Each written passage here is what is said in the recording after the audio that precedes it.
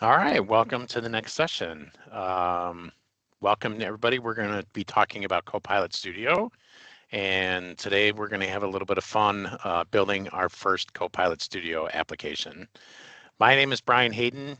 For those of you that didn't see my earlier session, you can follow me on LinkedIn. My QR code's right there, or you can copy the link here too. A little bit about me. I'm a nerd at heart.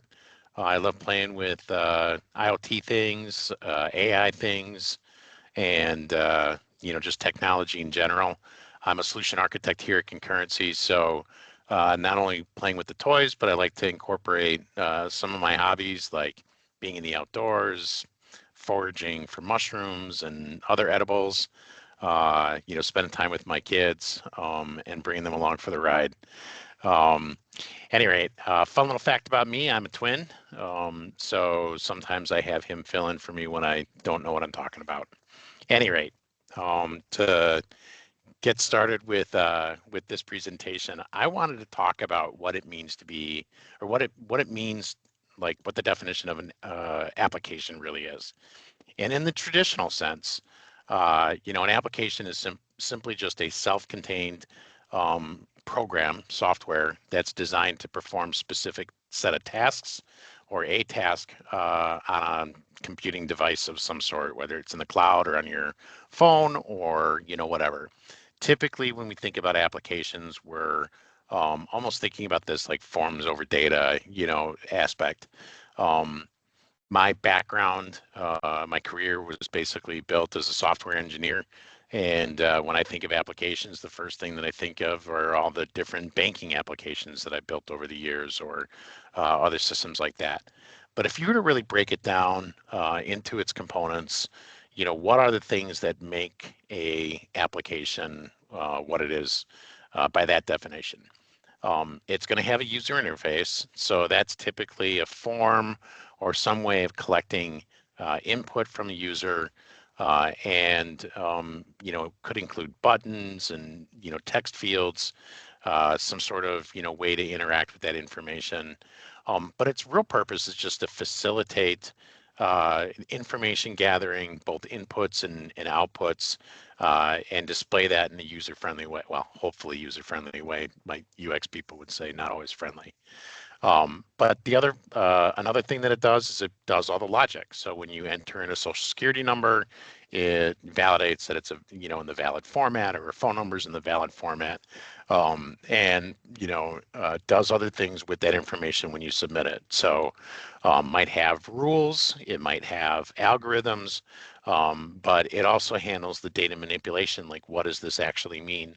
So if I'm submitting a claim, that it validates the claim and then it pushes it to the right system to say, well, I can't pull that tooth because it was previously pulled and it shouldn't exist. Um, Another important concept with an application is data storage, or some way of persisting the information.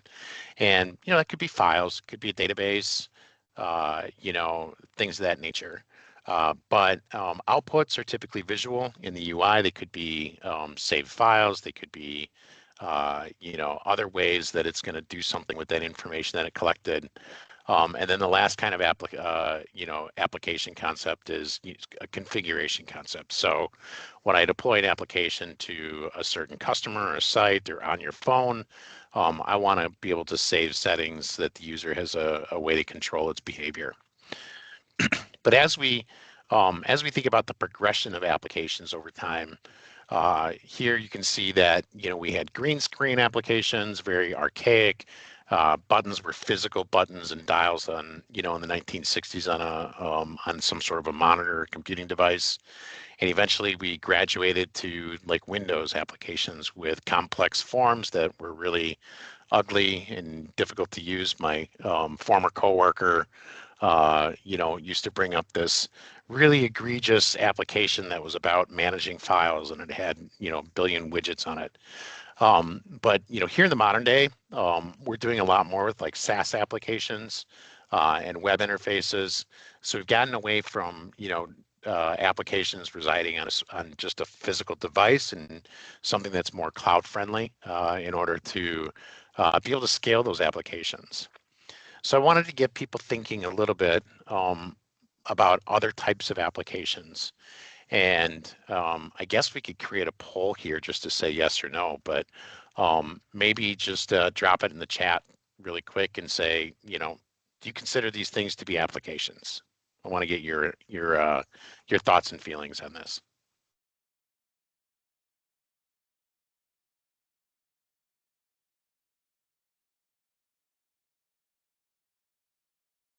So I would argue that each one of these are applications.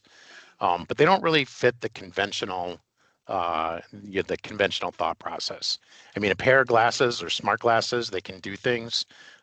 Most people wouldn't think of that as an application. They'd think about it as a tool or a device or something like that. Same thing with the smartwatches that many of us are hanging on to, or like some sort of Amazon Echo or something like that. And the reason why I bring this up is because as I start to think about what an application is, I'm not thinking about a user interface anymore. I'm thinking about a self-contained program that's designed to perform certain types of tasks.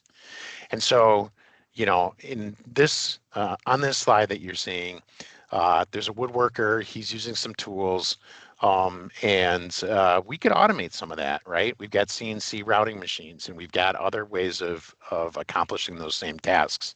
And so there are programs that are used. There's software that's used to be able to do that. But at the end of the day, what we're doing is we're creating a wheel or clock or whatever that guy is on the screen is doing. So having a frame of reference, what are applications going to look like in 2035, like the future of applications? And I think that we should recharacterize that definition of what an application has and what it does. And so I propose that applications are going to be designed to meet humans where we are. So if I'm in a manufacturing floor, I don't need to carry a tablet. I don't need to have it on my watch. I don't necessarily need to have a pair of glasses, but I'm going to be interacting with some software. And that's all I really need is to have some sort of a human interaction in order to support me collecting inputs and giving it to the system, having it do some output, whether it's manipulating of information, or specific actions. But I also expect it to have all those business rules. And in the context of 2035, I don't think we're really going to call it business logic or a program. I think we're just going to say that this application has intelligence. So applications in Copilot Studio, how does that fit into the equation? So for the human interaction, Copilot Studio is predominantly a chat-based, a conversational-based interface. So I can type instructions to it. I can use my voice.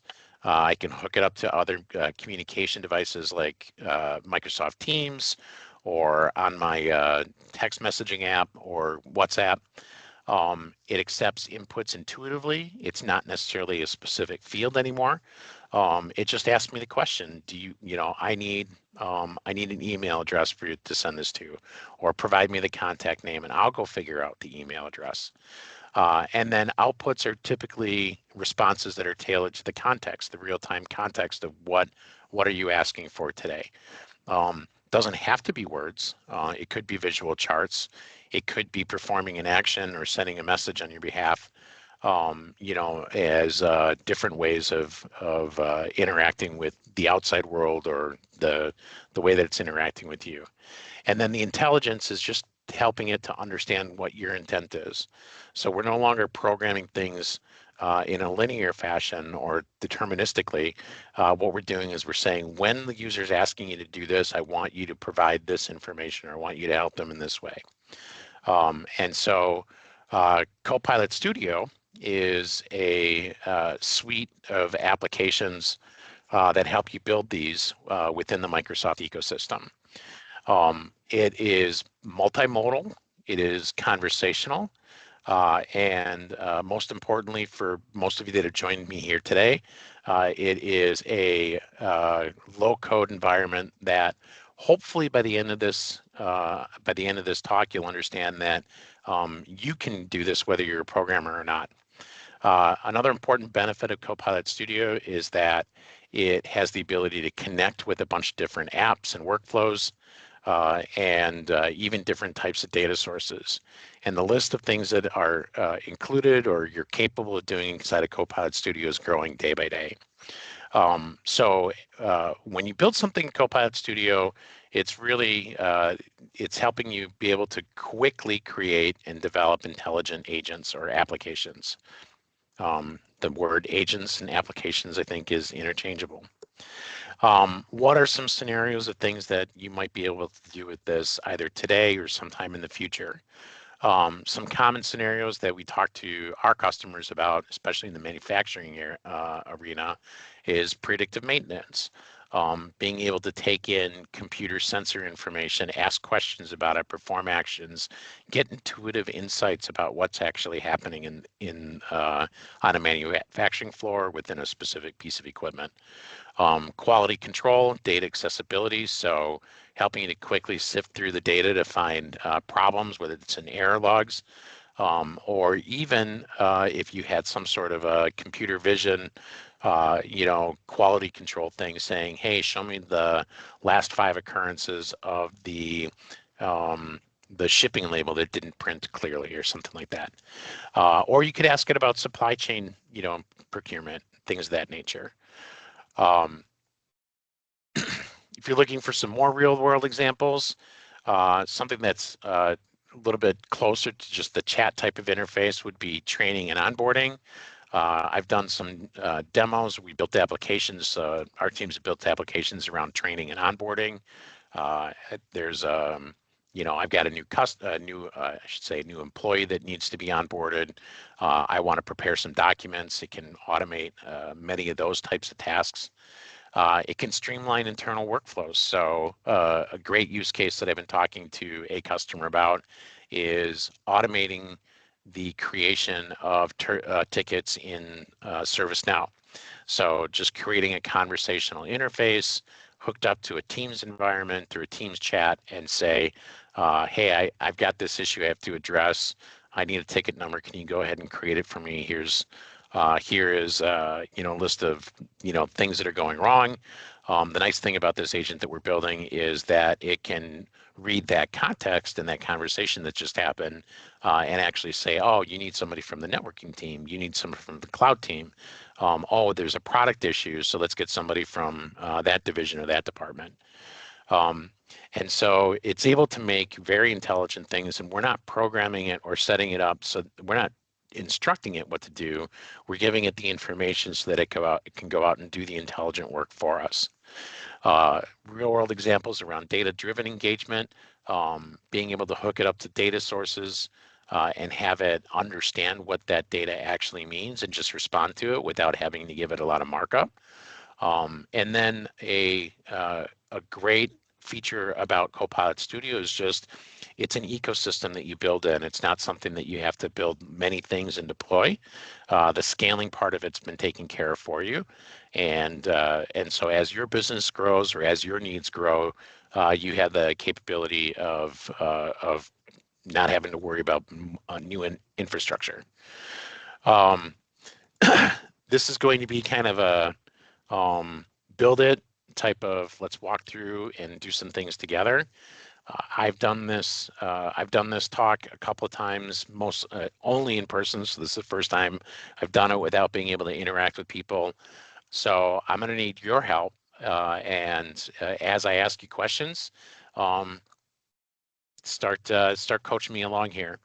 But the demo scenario that I had was let's go on a treasure hunt. So I want to build something that's a little bit fun. The idea is that we're virtually going to travel around the world, and you're going to go on a goose chase and try to find these clues that we've planted all around the world in different countries, and you've got to answer the questions. So that being said, let's try to dive into it. The components that we're going to build with this, I wanted to use Dataverse to drive the clues. And what I was hoping to do was allow you to be able to interact with this, pretty much off the shelf, just give you a QR code. Probably not going to get that far today. Because what I want to do is, show you how we're going to use a couple of different data sources. So data versus possibility, it's a great native place for your information to reside. We're going to build the chatbot logic. We're going to have some sort of a hint mechanism. So when you get stuck, we can give you some additional hints. And then we're going to make sure that we can connect this to the sources that we had. So that being said, I'm going to stop sharing for a second.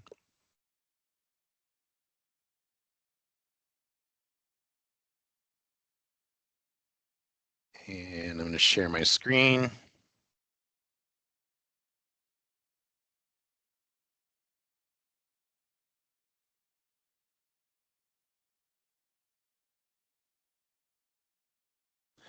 All right, can everybody see my screen now?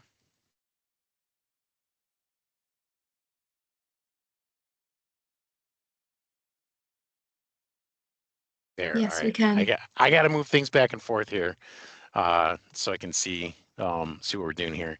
So I created this spreadsheet. Actually, I had ChatGPT create this spreadsheet. It's a list of clues. We've got a location. We've got some text. That's the original clue. I've got the answer that I'm trying to drive for, and I've got a hint in case somebody gets stuck. I wanted to at least, get them started with a little bit of a hint. So that's our data source that we're going to start with. And since applications are typically pretty data driven, what are we going to do with this data? So I want to create some data, and what we're going to do is we're going to create a new table.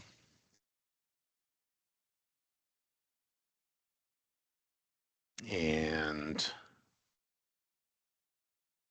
let's go to new table.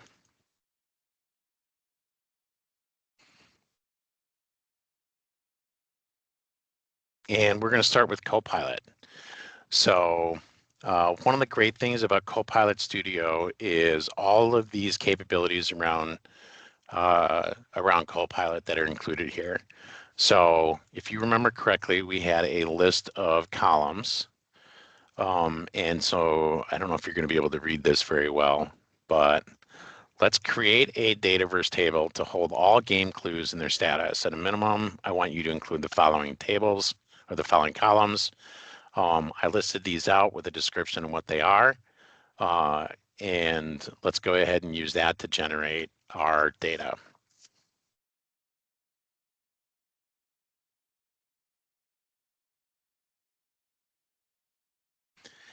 And voila. So a couple of things that I want to point out, and I'll scroll in here a little bit so you can see it. But you can see that the table was created for me. It had all the attributes that I was looking for. Even picked out the Boolean value for solved. So all that stuff is sort of taken care of for me. I don't really have to worry about it. And we can go ahead and we can start using the games clue table. I can go ahead and import data in here from my spreadsheet if I want to do that, but I don't want to waste too much time showing all of the different steps. So let's go ahead and create a new agent because we've got data here now. I'm going to show you what I do for creating this this agent. So we're going to use Copilot to create this agent. The wizard walkthrough is really pretty much built for this.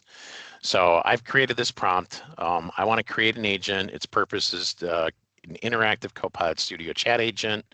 I've got a list of functionality here, the components that I am expecting it to use, and a user flow of how I want this to actually work for the user.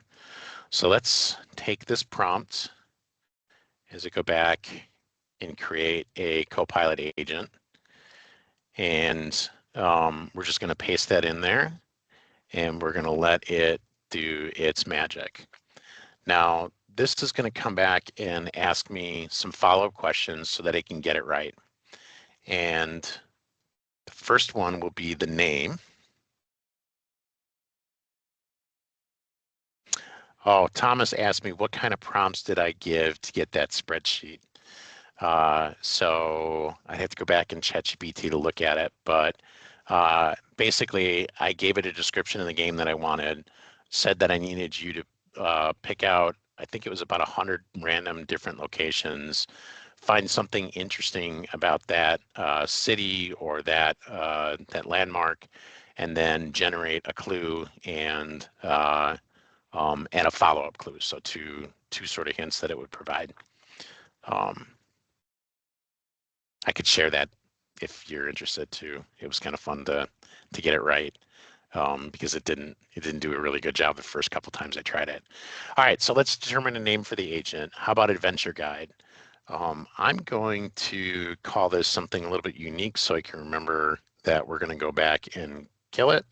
So virtual treasure hunt, May edition. And so now it's going to give it that name. And here's where I want a little bit of audience participation. Um, one time that I did this, they wanted it to speak like a pirate. What do you guys want it to sound like? What kind of behavior should we give our agent? Specific tone, specific style. We can always just roll with the pirate, but I'll take some interactive thoughts. English butler. Okay, I like the English butler. How about as in English butler that uses encouraging and funny tone?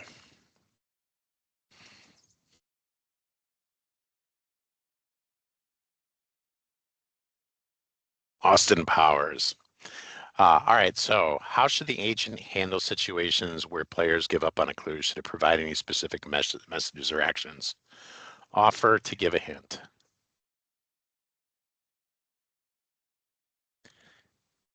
If they get stuck, or allow them to start over.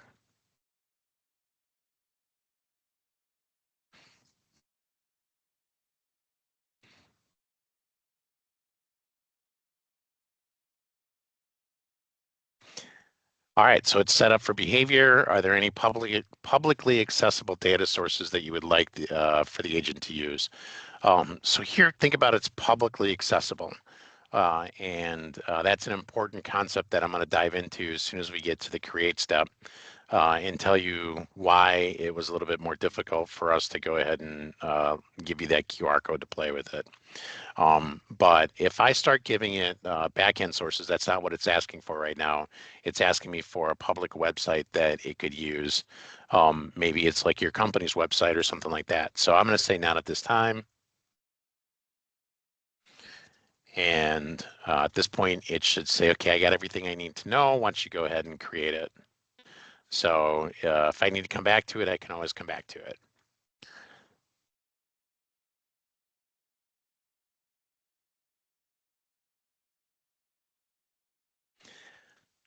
So now that the agent's been created, I have everything that I need to go ahead and start interacting with it. And you can see on the right side of the pane, this is already prepped and waiting for me to go ahead and test it. So I'm just going to ask it, like, what can you do?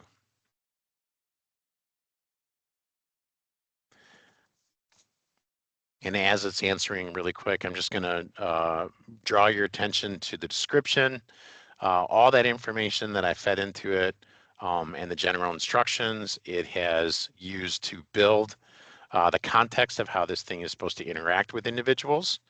You can see that it's set up a list of topics for how to interact, and we're going to dive into topics in a second. But I have the ability to add knowledge sources if I wanted to, and perform actions. We're going to touch on that a little bit. And then down here at the bottom, I've got these different starter prompts that it asked. I can give it a welcome message, if it's asking for a location, what it should do. Like these are all things that it asked, the instructions, I should say, that I gave it to begin with. So I didn't have to do anything to get this set up. I see there's a question in here. To have access to Copilot Studio, you need a license, and that is not actually the case anymore. You can do a pay-as-you-go license for Copilot Studio. That is something that is new within the Microsoft ecosystem. So they, as of about 2 months ago, they transitioned from having just a $200 a month Copilot Studio tenant-wide, organization-wide license. They have just a pay-as-you-go option so that you can create agents and just pay for each message that is coming through here. But okay, so I asked it a question. What can you help with? Splendid question. You're ever dutiful virtual butler, here to assist you with a variety of tasks. Find me a clue. And as it does this, it's going to say, I need to know where you are. So it's asking me where should I look for? And I'm going to ask it to find me something in Riga. Riga history, yada, yada, yada. It gave me a monument that stands tall. It's probably the Freedom Monument, but let me just ask it for, can you give me a hint?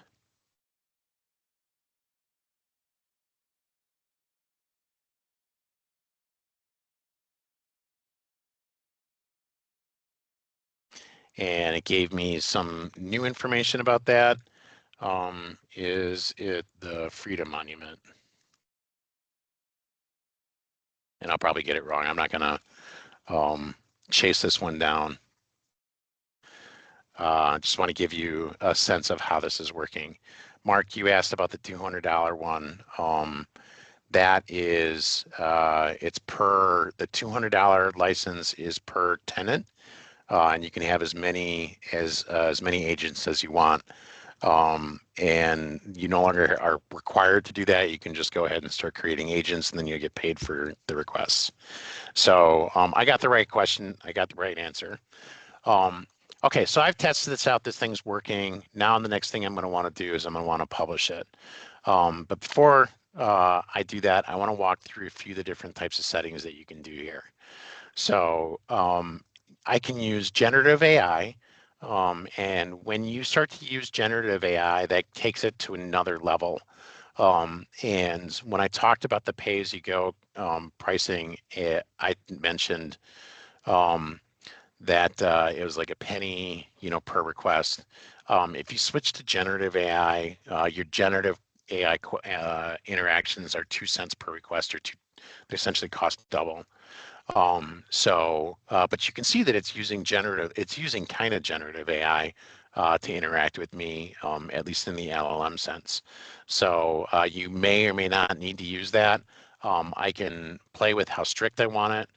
Another thing that I can do that I want to call your attention to is authentication and security. So one of the things that I wanted to do was to make this publicly available in any channel. And when I do that, I have the ability to change it to no authentication. And then presumably I can send this out as a QR code. You all could interact with it. However, if I hook it up to any of my internal data sources, then I need an Enter ID to be able to access the information. And so it's kind of why I didn't want to do that and use Dataverse. So let's go ahead and take a look at the other options. We've got web channel security. I can provide secrets and tokens so that I can embed this in my web applications. And then I've got a few other things like skills that I could add. And we only have 20-ish minutes or so, so I don't want to get into each one of the features. But let's go back to some of the other configuration things that we should be able to do. So I mentioned before that we want to be able to add knowledge to it. And I've got a couple of different ways that I could add knowledge. When you come to this screen, you've got a few choices that are pretty much out of the box. As a knowledge source, I can use public websites. I actually do this a lot of times when I go to talk to customers and explain to them how easy Copilot Studio is to use. If you want just a simple Q&A chatbot for your website, instead of spending a couple of $1,000s to go get a license from someplace, you can just come here and with the click of a button, point this at, say, for example, Concurrency's website, and it will go ahead and start answering questions about concurrency. I could create the knowledge source off of a SharePoint document set. I can use Azure AI Searcher through the Azure AI Foundry. We have Dataverse, Dynamics 365, Salesforce, ServiceNow, and just typical SQL. Another thing I can do is just pick a file that I want. As an example, if I wanted to load up the game clues and say that this is the knowledge source that I want you to use, I probably should close it first, but let's go ahead and use that one. We can add that as a knowledge source. So all this is pretty much just button click configuration, no programming needed. Alexander's asking, can you build RAG systems with your internal data in a single UI? And that's exactly, I think I just showed you how you could do that. So if I wanted to point this at a SharePoint site, yes, it would be doing a RAG-based system. Alexander, you asked about getting it to embed into Teams. That is going to be when we get to the channels. I'll go ahead and show you that. Next topic or next concept that I want to introduce you to is being able to add a topic. So let's go ahead and create a description from Copilot, and I want to get a clue, get a hint for this clue. And here I would go ahead and give it another little bit of a prompt.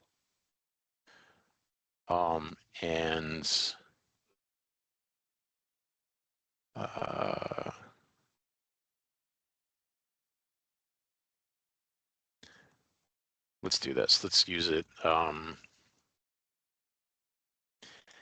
Handle incorrect answers. And I want it to be encouraging. And if the answer is incorrect, prompt the user to try again or hint. And so it's going to go ahead and build that out for me.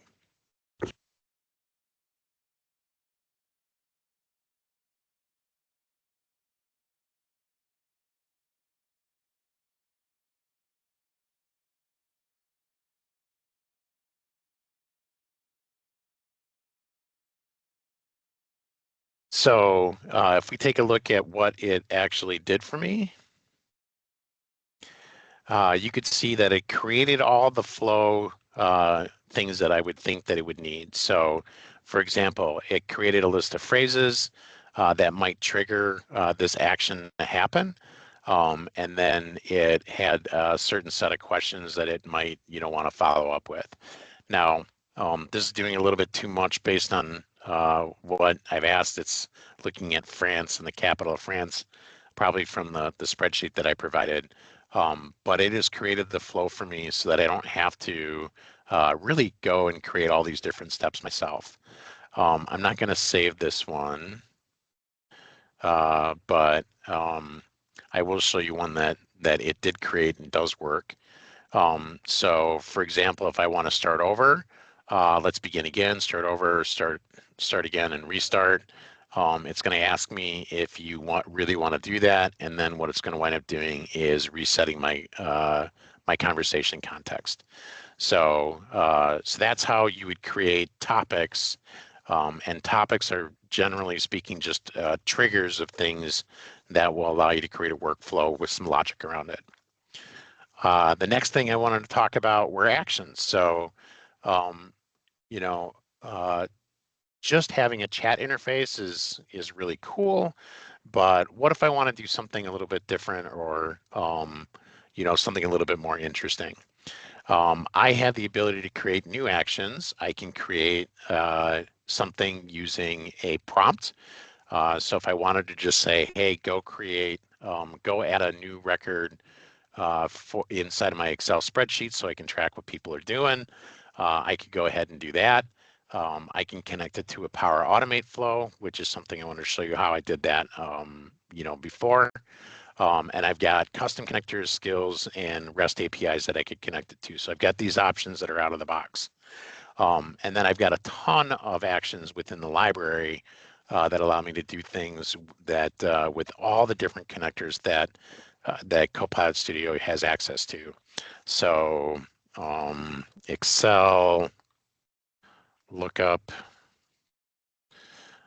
um, it's going to go ahead and search its library and pull up a list of actions that are associated with Excel. So I've got Office 365 connectors and a bunch of other stuff.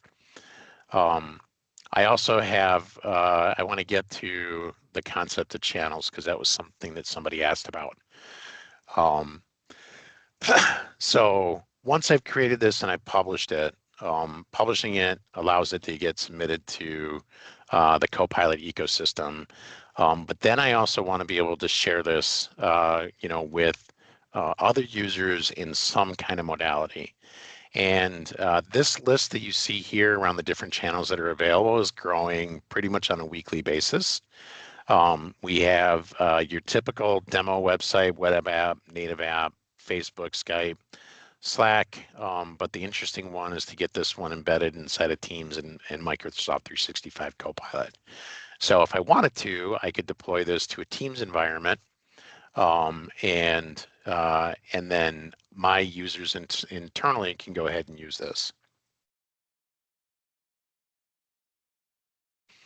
But if I go back to, I want to go back and show you one that's been completed.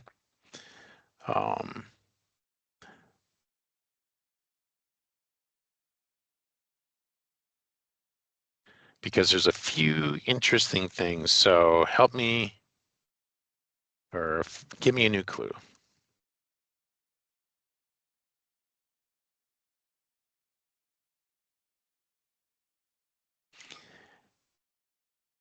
So this isn't the one that we created before.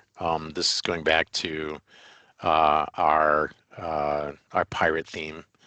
Let us go to,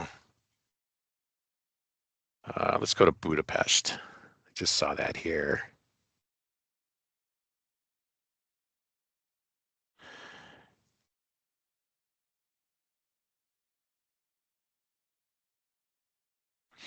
And R, Budapest, Hungary, you say, a fine place for a treasure hunt. And I don't like what it just did because I was looking for it to give me a reference of where it was. Start over. Yeah, I want to start this over again.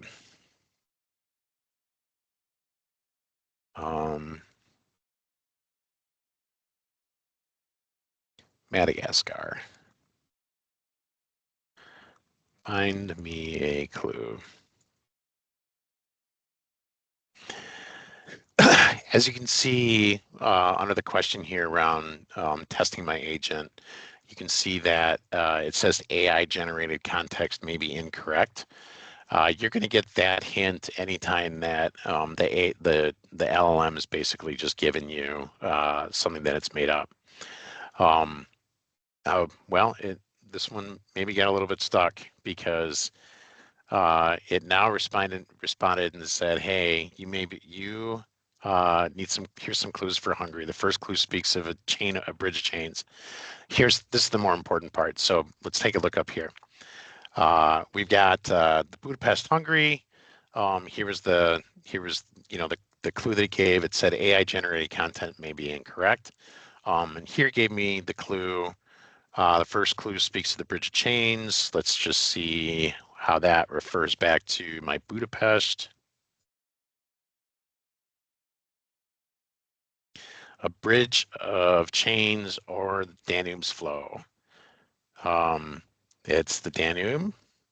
And then the other one was a bath of steam, traditional bath. Okay, so uh, the point is that is that you can see that it actually has a reference here saying that I found this information in the document that you told me about, and here's the reference for it. And so for a lot of use cases, especially when you're creating a knowledge-based chat interface for work-related documents or something in a SharePoint directory, more often than not, you want the ability to be able to refer to the information that was there. So the other thing I would show here in this one is, let's go over to our game clue, how we actually set this up in the flow. So in this one, what it's doing is I created a Power Automate flow to be able to go in and look up the information in a Excel file that I have in my OneDrive. And interestingly enough, I set this up using Copilot as well. So I was able to just sort of describe what I wanted it to do.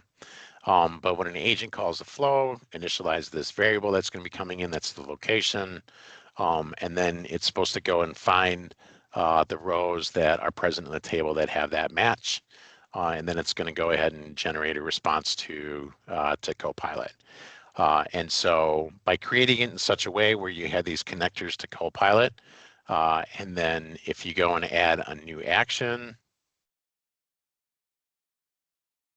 and I add one from a new Power Automate flow, I can connect it to, I can either create or connect it to a flow, and so that it uses my Power Automate. So in order to do really interesting things with your Copilot Studio application, Power Automate is where you're going to basically push all that work to, or you could create API endpoints that would do that work for you as well. All right. Since I don't have a lot of interactions, I'm going to pause here for a minute and see if anybody has any questions or want me to try anything interesting for them.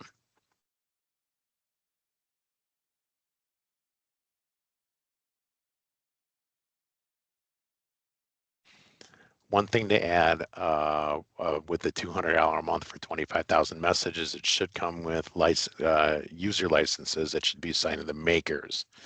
So that's also something to be aware of. So you have maker licenses, and then if I publish this to Teams, your Teams license would allow you to be able to interact with it. So you don't, if you have 1,000 users that are going to be using your Copilot agent, you don't need 1,000 licenses. That's already included in, in your E365 licensing. Anybody have any questions? Anybody want to see me try something a little bit more interesting?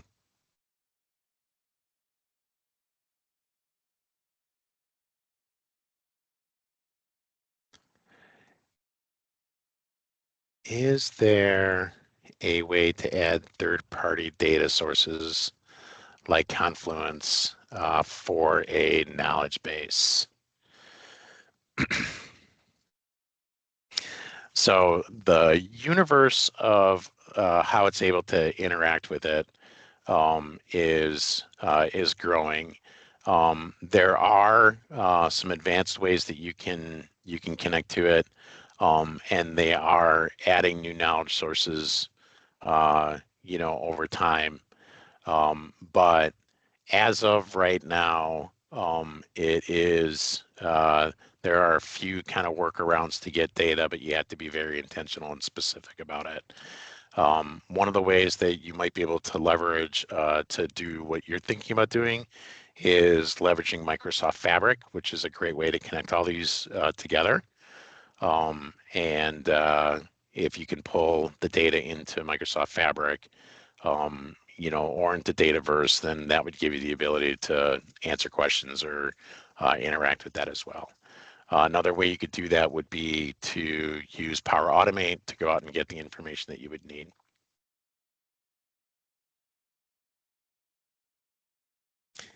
Is there a way to automate knowledge gathering, say in typical situations where many people know many things, but none of it is documented it? So I think, Alexander, what you might be talking about would be like the Microsoft Copilot, where it would have the ability to go ahead and pull information and index it. If you remember correctly, as knowledge sources, I have a lot of different options of how to gather that information. So let's say that I created something in Azure AI search that would automate going and collecting that information. You'd have to have some sort of process that does that for you, but you could connect to the data source. The Copilot Studio is really all about the interaction with the information and knowledge that it has, but how you feed that knowledge is up to you.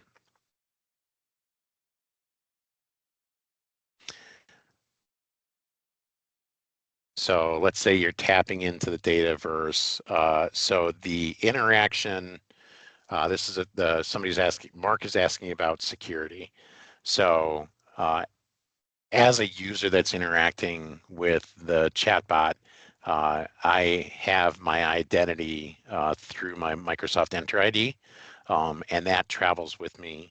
And so that's how the security for things like F&O would be applied to it. So if they did not have access to the data that they were asking questions about, the Copilot Studio chat would not have the ability to look the information up, and it wouldn't be able to give an answer. It would say something like, "I can't find it." And as I'm bringing up the deck again really quick, Amy, if you can just monitor the questions really, for me as I'm bringing this back up.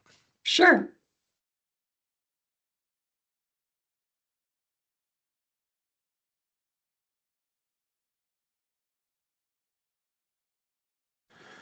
Are there use cases where I've uploaded documents as knowledge sources in Dataverse instead of pointing them to a SharePoint document library? I'd have to think about that, Jesse. That's an interesting use case. I wonder why you would want to do that. Maybe if you had a little bit more information to share. Is it possible? Absolutely, you could use Dataverse instead of using a SharePoint.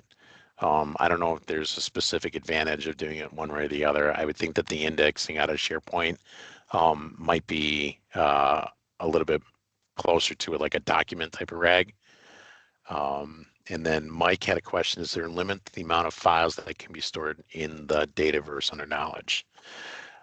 There was some limitations to it, Mike. I'm not aware of what that upper limit is at this point, but it has been vastly improved. If you have a large amount of files, again, if you were to put it in like a SharePoint library, it's just going after that library. But in the last couple of minutes, I wanted to take a moment just to call your attention to how can concurrency help. Also want to get your feedback, as well. So if you would please click on that QR code, or Amy's going to drop a link in the chat. Please fill out the evaluation, or if you would like us to have a one-on-one conversation with you, I'd love to chit chat about some other topics. So some things that we can do for you, Copilot adoption and momentum assessment. So one of the things that's important is making sure that before you turn on Copilot and Copilot Studio, that you're aware of and mitigating any of the risks of data leakage. And so we can do an assessment for you and take a look at your environment with you and give you any advice before you turn some of those on. If you want to understand a little bit more about Copilot Studio, how to build agents, or even if you want to get into the code space, I know my colleague Nick's going to be doing a talk on multi-agents in a little bit. Would love to sit down and have a discovery session with you. But maybe you don't know where you are in your journey yet, and you're just looking to have an envisioning session. So one of the more fun things that I get to do for a living is come out to organizations like yourselves and do an executive briefing or an envisioning follow-up, not just with the executive team, but with others. So on that survey, you can ask, for us to come out and do that for you. Or if you want to just do this a little bit more interactively, like I said, this is the first time I've done it virtually. I'd love to come out and do this for you. We can dive into a little bit more in depth and answer your questions as we go along. I'll stick around for a minute or two. So if anybody has any other questions, feel free to drop those in the chat. Otherwise, thanks very much for coming. Appreciate it.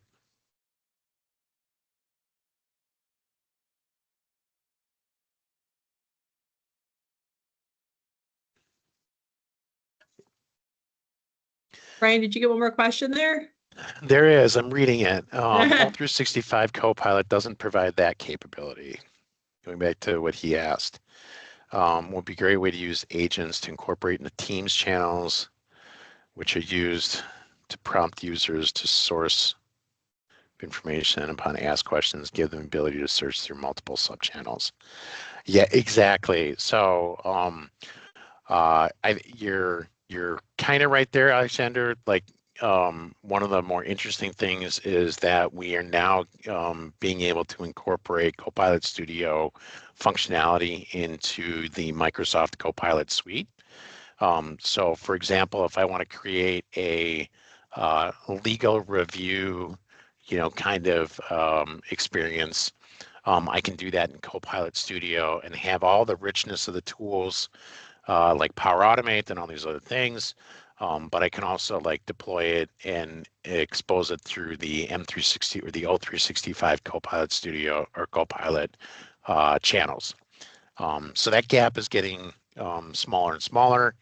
In a couple of weeks, I'm going out to Microsoft Build, where I'm probably going to learn about all the new stuff that that isn't supported yet. That's going to be turned on soon. Open source integrations and use cases, Emmanuel. So you may be talking about some of the other models that are out there, the open source models, and you can from the Azure AI Foundry, you can deploy a lot of the open source models that are maybe published on like Hugging Face or like the new DeepSeek models and stuff like that. And you can initiate Copilot Studio agents from Azure Foundry and leverage some of those open source models.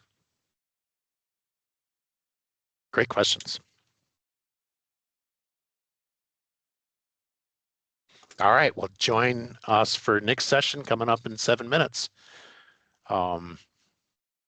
Thanks, everybody.